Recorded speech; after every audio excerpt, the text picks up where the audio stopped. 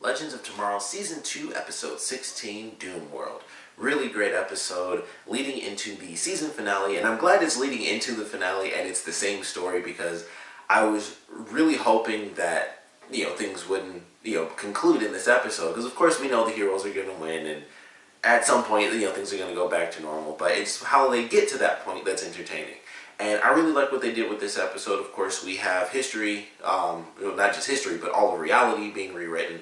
We have our villains. We, of course, have Eobard Thawne, who I mentioned in the last episode.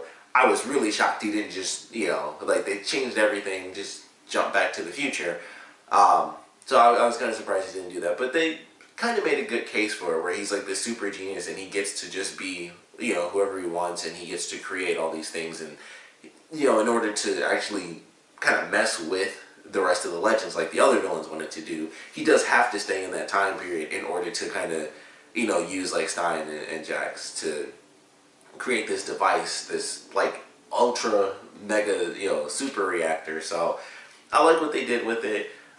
He of course takes over Star Labs. They recreate it. This was just me. Maybe I was the only person that thought this because obviously I like katanas. But I swear when they showed the thing, I was like, that looks like a giant samurai helmet. Just a little weird. But I was like, that looks like a really big samurai helmet to me. Like that's, as soon as I saw it, I was like, that's exactly what that looks like. I don't think that had any significance. I don't know if that was meant to be the case. But it was really symmetrical. It was like a dome. It had some little parts sticking out, and I was like, that just looks like a samurai helmet to me. So that it just really stood out every time they showed like this new version of Star Labs, like the outside of the building. And I was just like, that's crazy. That just looked weird to me. That it seriously made me think of a samurai helmet. But he has control of that. We have Damien Dark back in Central City, he's in Star City, sorry. And that I thought was interesting. It starts off with Felicity as a vigilante who gets killed as well. So that was definitely something. And not only did her leg snap when she was in the middle of the fight and they beat her up, but she's like, I'll never stop fighting for the city and stuff. And Damien's like, but you will. And they have Sarah just snap her neck, and I was like, wow, that's insanely dark. And then of course he takes her mask and he puts it up on like this little pedestal, and it's all the other heroes that they've had. So even Vigilante was there, and Vigilante's still just a mystery at this point in the Arrow series. And it was like Vigilante was in there, obviously Oliver was in there, Barry was in there, I think, Diggle, Black Canary, just all those characters, they were all still in there. So that was really cool. I was like, well, that's an interesting way to do that, because I was curious how they were going to play around with that idea. Would they just erase them? But with Damien Dark, he wanted it to be, like fun for him. So he uses, of course, Sarah and Amaya, and he uses them to take down all the heroes that were causing them problems before. And I really love that. I was like, that's a cool, dark way to do it. Just having that thing there with all the masks and stuff, I was like, that's actually pretty entertaining to see it play out that way. So I thought that was pretty cool. And then we go into, the big crux of the episode, which is, of course, Mick having second thoughts about his big decision. And so he's with Smart, and the whole thing with them is that, they're pulling off these heists and stuff, and then they get out of the bank, and all the cops see that it's Smart, and it's like, oh, sorry, carry on. And for Mick, that's not what it's about. Like, for Smart, because of the character he is, as much as he wants to do all these crimes and stuff, for him, it's entertaining just to be on top. But for Mick, it's entertaining to have the fight to get to the top. And without that, it's like, what's the point then? Like, why are we doing any of this? There's no chase or anything. And he's like, we can set up a chase. We can, set up a robbery and all this other stuff. And even I got bored by that. I was like, man, that just sounds so boring. Like, and I'm not even a criminal. I'm just like, oh, it's just so easy. It's like having the cheat codes on in all the games. It's just, it's just easy. It's like God mode. You just, whatever. You can do what you want. And that's fun for a minute or two. But after a while, it's just like, all right, I want some challenge here, because this is just me being epic and there's literally nothing to it. So I thought that was pretty cool that was kind of what kicked things off for Mick. But we see that there's already issues. Like, Thawne he's basically like trying to be in control of the spear, because everyone else is like, hey, why don't you let us hold on to it, let us do some other, extra additions and alterations.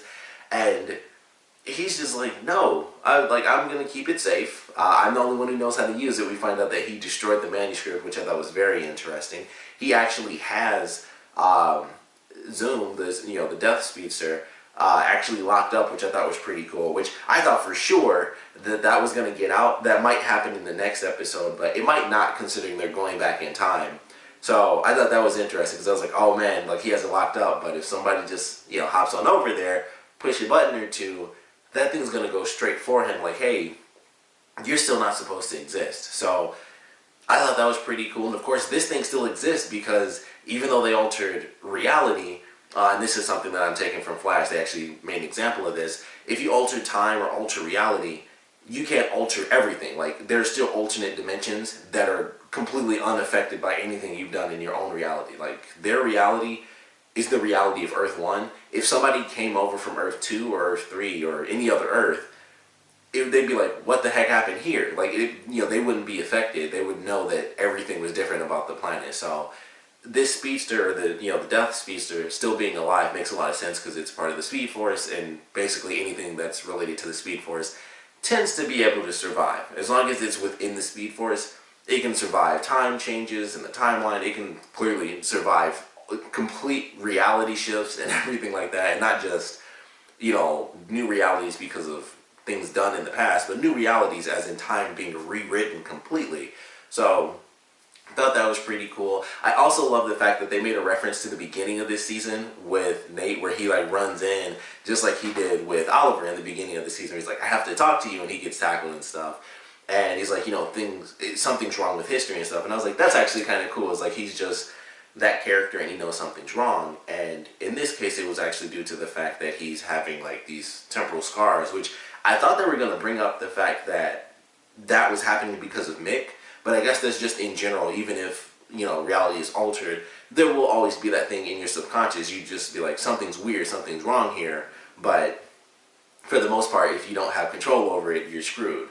And I would love to know, and I'm sure they'll answer this, but I want to know why Rip is like unaffected entirely. Like, maybe that was the whole point, because we find out at the end of the episode why he was giving up so much. Because I was like, well, if he's just trapped like in, the time thing, I forgot exactly what they call it, but the void, just like time tunnel, like, okay, he could be trapped there, but that's not that big of a deal. And then we find out at the end he's actually shrunken down, and that's why the whole thing with the power and stuff was a big deal, because he has to boost power in order to have any sort of signal get out there.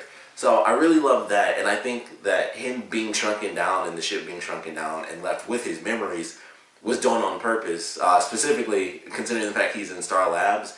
It makes a lot of sense that Thawne would do that for him, considering he's, the big time traveler and stuff. He'd probably want to make Rip suffer, like, I'll let you remember this, and basically survive, because he has the ship to make food and water and all that stuff. And he's just trapped. And they mentioned it was a year, which I thought was cool. Like, he's been trapped with his memories for an entire year, which is insane. So, really love that. It's just another moment where they kind of show how, by the time these characters get back to, the actual shows, they're like years older and stuff. Because, like, especially, like, Ray was 2 years older than when the first season started because of that stuff they did in the last season. Little stuff like that, where the characters age a lot. Jumping through time is very interesting. But really love the way they did this episode. The in-fight sequence was really good, where we have Mick getting the information about the spear, so he ends up going back to the villains, and they end up making a plan together because they want to take out Thawne so that they can use the spear themselves and then get rid of him. They thought that he was trying to use the spear to get rid of them too, so they didn't actually know what he planned. He just wanted to destroy it, and that was it. And they thought he was trying to, erase them and then destroy it. And he's just like, look, I just want to get this crap out of here because you idiots want to keep changing stuff. Like, it's done. You made your ideas up, and I'm going to destroy this. And that's all he wanted. And I thought that was actually pretty interesting. But in-fight sequence was really good. Seeing him run around and, like, just, that was pretty awesome. He actually gets beat up quite a bit, like when he gets hit by the spear.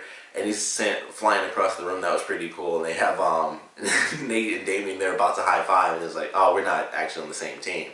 We just both want to see him gone. So that was really good. And then, of course, we have the big dramatic moment at the end of the episode, which, of course, is Mick gets the spear.